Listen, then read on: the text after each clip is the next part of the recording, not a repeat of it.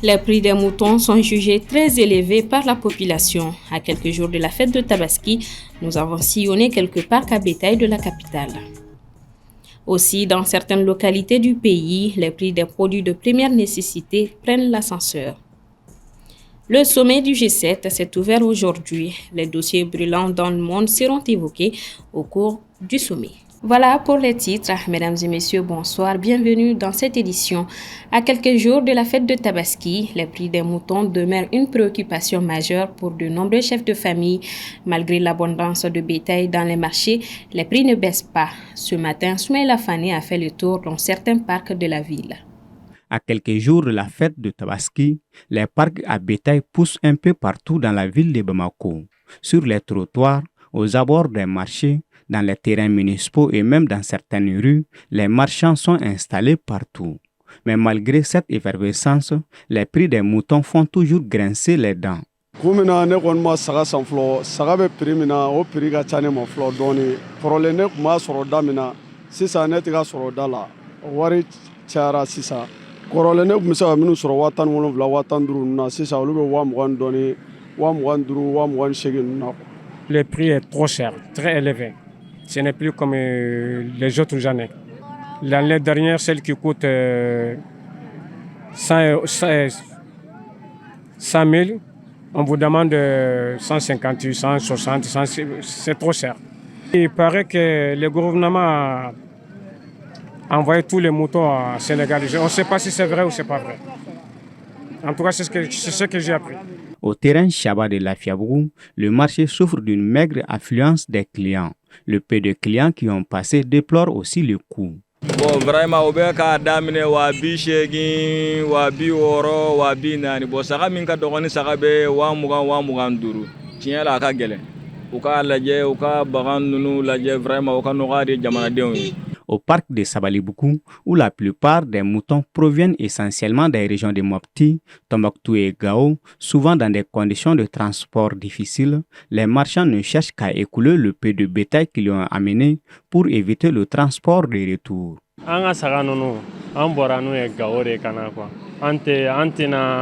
Antina ya ni seli watite na nana doro ambe ferelike na ya doni sora ambe ferelike ambe sega ngayara la kwa ante saga ferela ina fo bomoko ka yara de ore yake kwa na ya doni sora doro anga saga nunu na ambu fereli amana ante gar ni seli temena ka segini saga e garbal kono ka siri otan la ini kwa na nga saga e kabo gaw amena ndoro amba fere na ya doni na mbora na ya ambi bola doro amba fere.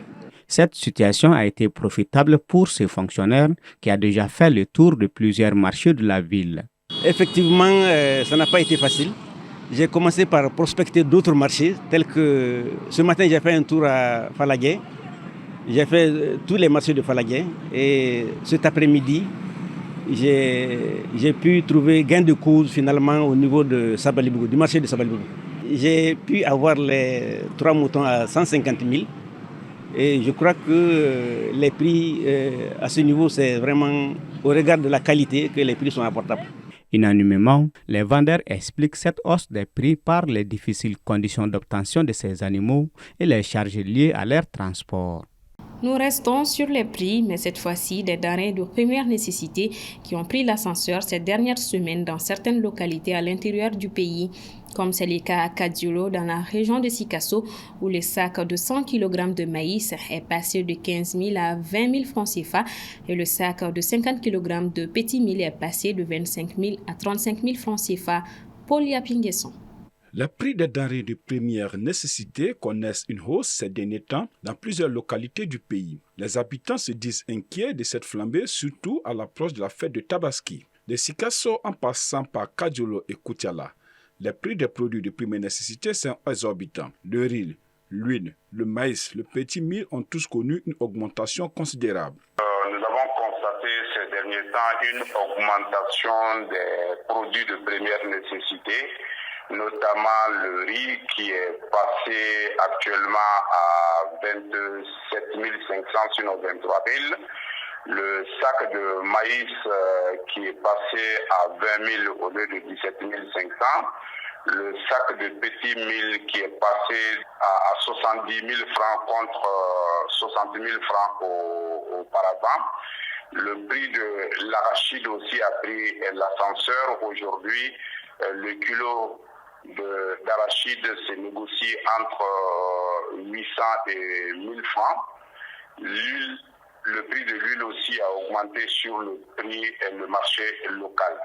Pour Modibo Mao Makalou, économiste, plusieurs facteurs contribuent au coût élevé de la vie. Il y a les politiques économiques, l'inflation, hausse durable des prix des biens et services à la consommation et le coût des biens et services de base. À Kadiolo, le directeur de la radio Stiwara énumère les causes de cette hausse des prix des produits de première nécessité. Cette augmentation est due à un certain nombre de facteurs. Quand on prend par exemple les céréales, la zone du centre fournissait le sud en petit mil, le sorgho, le petit mil, avec la situation sécuritaire. Et ils n'ont pas connu une bonne campagne agricole du fait que les gens n'arrivent même plus à aller au champ.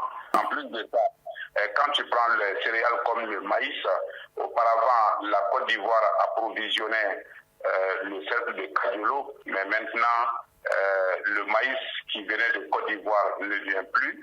À Sikasso, le haricot se fait rare sur les marchés.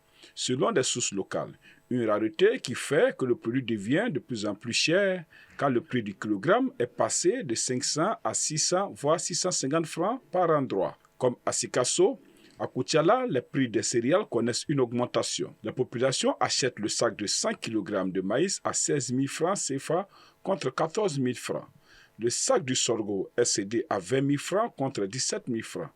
Les commerçants expliquent cette augmentation par l'insuffisance de ces denrées sur le marché, une situation liée à la mauvaise pluviométrie de l'année dernière.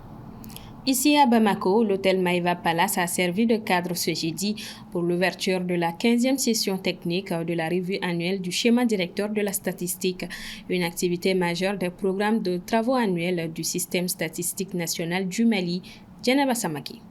La revue annuelle du schéma directeur de la statistique, instaurée depuis 2009, est une expérience d'évaluation des activités statistiques dans les pays. Le schéma directeur de la statistique, pour tout le rappeler, est un document de programmation des opérations statistiques et de renforcement des capacités du système statistique national. Le Mali a déjà connu 3 générations du schéma. Les plans d'action des 2 premières ont couvert les périodes 2008-2012 et 2015-2019. Celui de la deuxième génération, adopté par le gouvernement en mars 2020, arrive à terme le 31 décembre prochain. La présente revue est donc l'avant-dernière session d'évaluation du plan d'action. Nous devons donc, dès à présent, engager les réflexions stratégiques pour le futur, avec l'espoir de consolider les acquis et corriger les insuffisances afin de doter notre pays d'un appareil de production statistique à même de répondre efficacement aux besoins des utilisateurs. La 3e génération du schéma directeur de la statistique, familièrement appelé SDS3, couvre la période 2020-2024. Son plan d'action a inscrit des activités pour chaque structure du système statistique national et vise à asseoir à l'horizon 2025 un système statistique national performant disposant d'un cadre légal et organisationnel adapté à même de produire, analyser et diffuser des données de qualité. La revue annuelle du schéma directeur de la statistique est l'occasion pour les systèmes statistiques d'apprécier ensemble les efforts accomplis et de se donner des directives pour faire face aux défis présents. Ainsi, la session qui nous réunit aujourd'hui se veut un espace d'examen du bilan des activités du système statistique national pour l'année 2023 et de planification des activités pour 2024 et 2025, ainsi que le programme indicatif 2026-2027 qui donne une ouverture au nouveau schéma directeur. L'activité va couvrir 2 jours, à la fin desquels des attentes sont entendues. Nos attentes, c'est que les participants examinent de fond les documents qui vont leur être présentés et puis faire des observations pertinentes pour que, au finish, les documents qui vont être validés répondent effectivement aux préoccupations du système. C'est en gros effectivement l'attente au bout de 2 jours. Là. En somme, il s'agit de définir des orientations claires pour les systèmes statistiques nationaux qui pourront alimenter le processus d'élaboration du prochain document stratégique qui servira de tremplin pour le suivi de la mise en œuvre de la vision 2063 en cours d'élaboration. Sur un tout autre plan, les États-Unis prévoient d'installer des bases militaires au Bénin et en Côte d'Ivoire. C'est là dans le but de renforcer la coopération sur le plan sécuritaire avec ces pays. Elle a été au cœur des échanges lors des derniers déplacements du chef du commandement des États-Unis pour l'Afrique à Abidjan et à Cotonou. Chassée du Niger, l'armée américaine va donc essayer de se repositionner dans d'autres pays de la région. Sommet du G7. Les dirigeants du groupe 7 sont réunis à partir de ce jeudi 13 juin. Objectif, parvenir à un meilleur consensus qui profitera aux 7 pays. Assetoumani Koulibaly pour le commentaire. Le G7 joue un rôle irremplaçable dans la gestion des crises mondiales, en particulier celles qui mettent en péril notre liberté et notre démocratie, ont déclaré certains dirigeants à l'ouverture du sommet.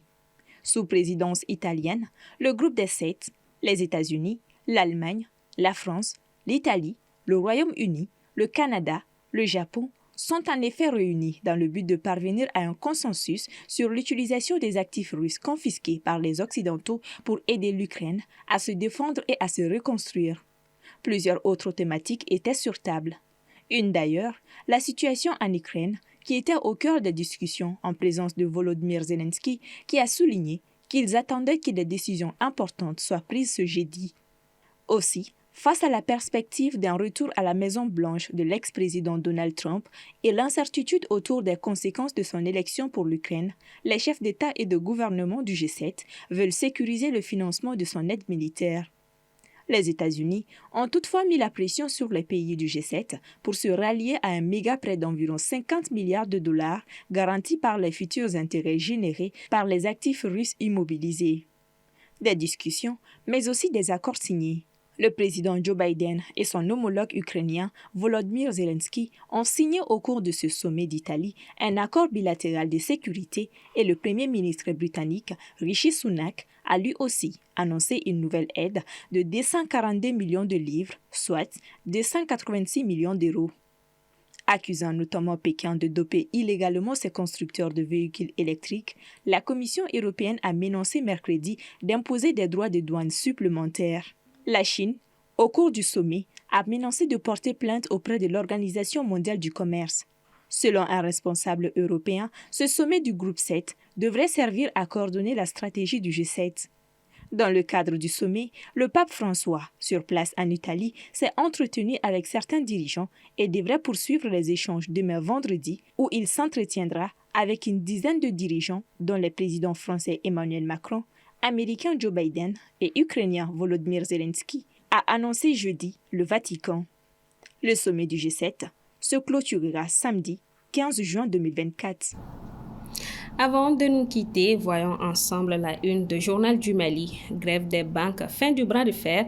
Après plusieurs jours de grève et de pression, la justice a finalement libéré le secrétaire général du SINABEF, mais l'action publique contre lui n'est pas éteinte pour autant. Est-ce la fin de ce chapitre ou une simple parenthèse? Vous aurez des éléments de réponse dans ce numéro 479 du Journal du Mali, disponible sur www.journaldumali.com. Bonne lecture à vous, mesdames et messieurs, et merci d'avoir suivi ce 1945. À demain pour une nouvelle édition.